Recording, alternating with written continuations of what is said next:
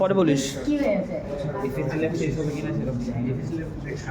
FSD মনে হয় last উইকে বলবে তো এফএসডি লাস্ট উইকে বলবে হ্যাঁ নেক্সট উইকে তাহলে আমাদের স্যাম্পল রেডি। হ্যাঁ, এখন আমরা যে মেশিনে মান নিব সেই মেশিন সম্বন্ধে একটু বলি।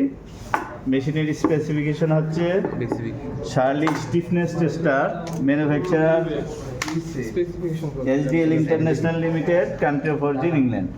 তাহলে আমাদের এটা হচ্ছে স্টিফনেস টেস্টার। এখানে আমরা যদি খেয়াল করি আমাদের কিছু পার্টস এখানে রিলেটেড দেওয়া আছে। তারা এই অংশটা যেখানে আমরা সাপোর্ট দিয়ে স্যাম্পলটাকে বসাবো সেটাকে বলা হচ্ছে বেস টেবিল। এই বেস টেবিলের উপরে সাপোর্ট দিয়ে আমরা স্যাম্পলটাকে বসাবো। পাশে আমাদের একটা স্কেল দেওয়া আছে। স্কেলটা সচরাচর আমরা স্কেল মিন করা হয় যে এরকম নাম্বারিং দেওয়া থাকবে, কিছু একটা দেওয়া থাকবে।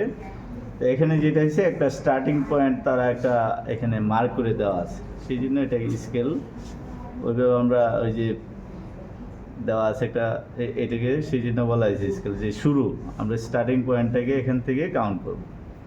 অর্থাৎ আমার যে স্কেল বেন্ডিং স্কেলের কথা বলছে, বেন্ডিং স্কেলের যে ভ্যালুগুলো আমরা পাবো সেন্টিমিটার স্কোয়ার, এখানে যে আমাদের একটা ক্যালকুলেশন আছে থিটার ভ্যালুটা এখানে ক্যালকুলেশন করে তারা এটা তৈরি করে দিছে, থিটার ভ্যালু অ্যাড করছে। এখানে আমরা যদি নর্মাল স্কেলে নিতাম তাহলে আমাদের নর্মাল স্কেলের 2 সেন্টিমিটার আমাদের যে থিটা ভ্যালু দিয়ে যে ক্যালকুলেশনটা আসতো সেই অনুযায়ী আমাদের ভ্যালুটা চলে আসতো। তো সেই অনুযায়ী যদি আমরা ক্যালকুলেশন করি আমরা দেখব যে আমাদের নর্মাল স্কেলের 2 সেন্টিমিটার আমার বেন্ডিং স্কেলের 1 সেন্টিমিটার সমান। অর্থাৎ বেন্ডিং স্কেলের 1 সেন্টিমিটার, নর্মাল স্কেলের 2 সেন্টিমিটার।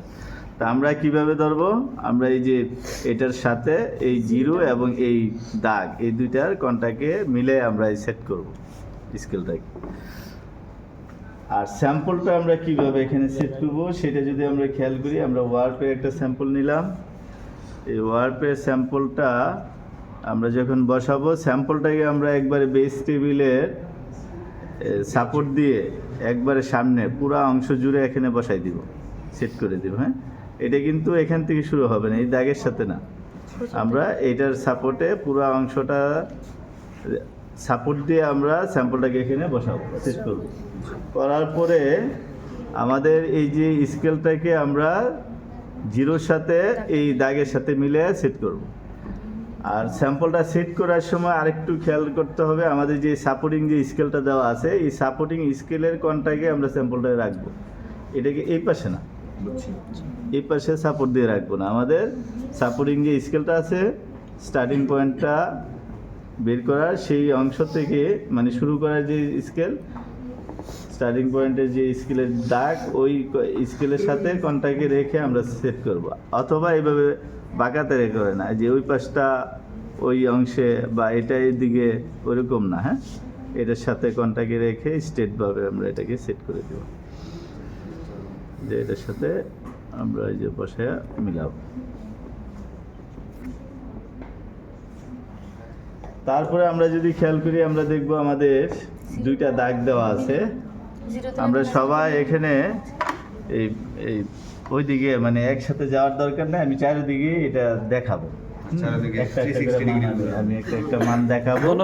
আমরা যারা ওই পাশে আছি আমরা খেয়াল করি আমাদের দুইটা দাগ দেওয়া আছে না, এই যে একটা দাগ আর এই এই আমার এই পাশে একটা দুইটা টিপ পোরশন তারা এখানে বলা হয়েছে,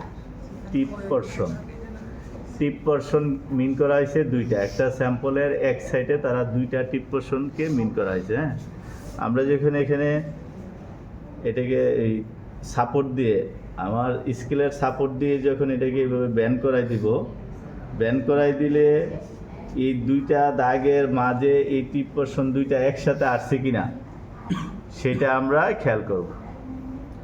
এখন আমরা ভিজুয়ালি এই দুইটা দাগের সাথে মিলাইতে গেলে আমাদের এটাকে একটু কঠিন মনে হবে না, মানে বোঝা যাবে না যে এটা মিলছে কিনা। সেটাকে সহজ করার জন্য, ইজি করার জন্য তারা যে প্রসেসটা এখানে ইউজ করছে সেটা হচ্ছে একটা মিররের ব্যবস্থা করছে। মিররে যদি আমরা খেয়াল করি দুইটা দাগই দেখা যাচ্ছে, কিন্তু দুইটা দাগ এখানে কি এইভাবে সমান্তরাল না, ওইটা মিররে যায় প্যারালাল হয়ে গেছে, একটা আরেকটার এইভাবে এই কোণটাকে সে প্যারালালি একটা আরেকটার উপরে লম্বালম্বিভাবে দেখা যাবে। আমরা কিন্তু দুইটা দাগকে আমরা যদি দেখি আইবিওতে, আমরা একটা লাইন মেনটেন করে দেখলেও দেখতে পাবো, অথবা আমি ইন্ডিভিজুয়ালিও আলাদা আলাদাও দাগগুলা দেখতে পাবো। কিন্তু আমরা যখন মান নিতে যাব, একটা লাইন মেনটেন করে মানে এক লাইনে আনতে হবে। আইবিওটাকে আমার ধরতে হবে এক লাইনে। আমি কিন্তু একটু আর ভাবে দেখলে দুইটাকে দুইভাবে দেখবো, দুইটা দাগই আলাদা আলাদা দেখা যাবে। আর যদি আমি এক লাইন ধরে দেখি তাইলেও দেখা যাবে। সেম আমার যখন এই দুইটা টিপ পোর্শন যখন আমার মিররে দেখব, তখনও আমরা দেখব এই সমান্তরাল না থেকে এটাও প্যারালাল, এইভাবে এই শেডো, এইভাবে তার শেডোটা দেখা যাবে মিররে, শেডোটা সেইভাবে ক্রিয়েট করবে, হ্যাঁ দেখা যাবে। তখন আমার এই যে মিররে যখন আমরা দেখব, তারা দুইটা কন্ডিশন দিছে। একটা ফার্স্ট কন্ডিশন হচ্ছে আমার যদি স্যাম্পলটা ব্যালেন্স থাকে, কোনো ধরনের এখানে বাজ আগে থেকে না থাকে, কাটতে যেয়ে কোনো বাঁকাতেরা করে না ফেলি, সব কিছু যদি ওভারঅল ঠিক থাকে, তাহলে আমাদের এই দুইটা টিপ পোর্শন একসাথে এই একই মানে আমার একসাথে আমার এই দুইটা টিপ পোর্শন এক লাইন মেনটেন করবে, মানে একটা মানে টিপ পোর্শন দুইটা দাগের মাঝে একসাথে যায় ইন করবে। যখনই দুইটা দাগের সাথে দুইটা টিপ পোর্শন দুইটা দাগের প্যারালালি মিলবে, সেটা তারা বলছে সবচেয়ে বেস্ট মান, মানে আমার এখানে কোনো ধরনের ফল্ট নাই। এখন আমরা ওই মানটা অনেক কম পাই, তো সেই জন্য তারা সেকেন্ড আর একটা অপশন দিচ্ছে। সেকেন্ড কন্ডিশন হয়েছে যে আমরা যখন এটাকে এইভাবে ব্যান করাবো, আমরা দেখব এই টিপ পোর্শন একটা হয় উপরের দাগে অথবা নিচের দাগে, যে কোনো একটা টিপ পোর্শন আসে আগে দাগের সাথে টাচ খাচ্ছে, কিন্তু দুইটা একসাথে আসতেছে না। এখন আমি যে এই ধরনের যদি ফল্ট হয়, আমরা কিন্তু এই দুইটা টিপ পোর্শন কিন্তু একসাথে আনতে পারবো না। কেন আনতে পারবো না? যেটা আগে মিলতেছে, আমি ওই অংশটা যদি এই দাগের সাথে মিলাইতে যাই, এই অংশটা কি হবে, ক্রস করে ভিতরের দিকে চলে যাবে বেশি, আর ওই দাগে এসে পরের যেটা ব্যান্ড হয়ে দূরে আছে সেটা এসে মিলবে। তো এই সেজন্য তারা তখন এই কন্ডিশনটা বলছে যে টিপ পোর্শন যেই দাগের সাথে প্রথম টাচ করবে, তখন ওইটাই আমরা মান নিব, ওইটাই আমাদের স্যাম্পলের বেন্ডিং লেন্থের মান। আমরা দুইটাকে একসাথে মিলাইতে যাব না। দুইটা মিলবে কখন? একসাথে যখন দুইটা দাগে একসাথে মিলবে প্যারালালি, তখনই আমার মিলবে, একসাথে মিলবে। কিন্তু ওই বেন্ডিং হয়ে একটা আগে মিললে আর একটা পরে আসলে ওইটাকে আমরা আর মিলাইতে পারবো না। সেই জন্য প্রথম যেই দাগের সাথে যেই টিপ পোর্শনটা টাচ করবে সেটা আমাদের বেন্ডিং মান। আর এখানে সময়ের কথা বলা হয়েছে, আমরা যত সময় দেব, একটা স্যাম্পলকে আমি যখন শূন্যে ঝুলাই রাখবো, তার একটা যে ভর আছে, ভরের কারণে সে কিন্তু সময়ের সাপেক্ষে সে আস্তে আস্তে আরও বেন্ড করতে থাকবে নিচের দিকে। তো সেই জন্য তারা আমাদের স্ট্যান্ডার্ড টাইমটা বলা হয়েছে 25 সেকেন্ড। এই 25 সেকেন্ড আমি এখান থেকে সাপোর্ট দিয়ে মান নেওয়া পর্যন্ত এই সময়টা হচ্ছে 25 সেকেন্ড। এই সময়ের ভিতরে যে মানটা পাবো সেটা অ্যাকসেপ্টেবল না। আমি ওই মানটা পাওয়ার পরে আরেকজন এসে যদি এই 5-10 সেকেন্ড বা 1 মিনিট পরে এসে দেখে, সেই অবস্থানে কিন্তু সে থাকবে না, সরে যাবে। সেই জন্য আমাদের 25 সেকেন্ডের ভিতরে আমরা যে বেলোটা পাবো সেটা এসে আমাদের বেন্ডিং লেন্থের বেলো। এখন আমরা মানটা কিভাবে নিব, এই পাশে যারা আছি আমরা একটু খেয়াল করি। আমি সব দিকে একটা একটা করে মান দেখাবো একটা স্যাম্পলের, আর 4 গ্রুপে 4টা স্যাম্পলের সবাই একটা একটা করে স্লট আমরা নিব, হ্যাঁ একটা একটা করে মান নিব।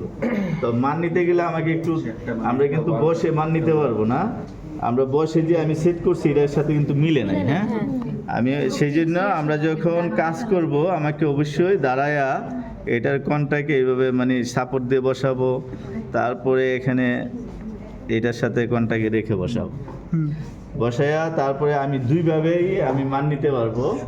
আমি ফ্রন্টের দিকে থেকেও মান নিতে পারবো, আমি যখন একা করব সামনে এটাকে ওইভাবে মানে আমার এইভাবে আমি দেখাই, আমি যদি এইভাবে আমি স্লাইড করে দাগ দুইটাকে প্যারালালি এক লাইনের দেখেও করতে পারবো, অথবা আমি যদি এই দিক থেকে করি তাহলে আমাকে একটু ব্যান্ড হইতে হবে, আমি নিজে ব্যান্ড হইতে হবে, হইয়া আমার প্যারালালি একটা দাগে মানে দুইটা দাগ একটা একই লাইনে নিয়ে আসতে হবে।